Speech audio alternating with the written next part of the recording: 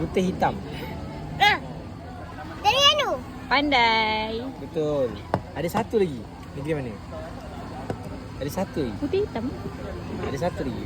Langkawi. Alah. Langkawi bukan negeri. Ada lah. Putih hitam ada satu lagi. Selain Terengganu ada satu lagi. Negeri tu Pantai Timur juga. Pantai Timur tu apa? Pantai huruf. P. P. Bukan Pantai Timur lagi lah. P. PA. Oh.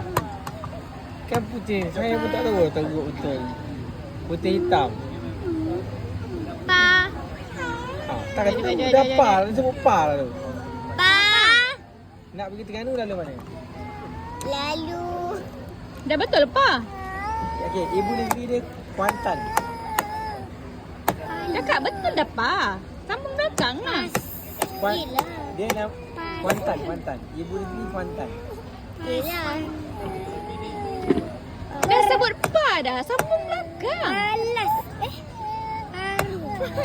Yelah dia jawab pa. Tapi di belakang tak tahu. Papi.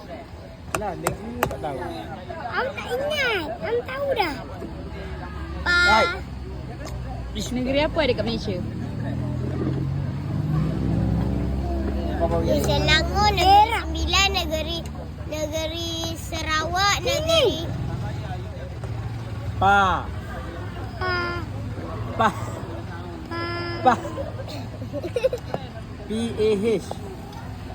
Pa. Tak tahu negeri. Pahal. Pa. Pahang lah. Siapa kali? Lupa bergerak je, okey. Soalan seterusnya. Kena jawab cepat tau. Merah kuning. Betul Selangor. Hebat. Laju. Okey, kakak.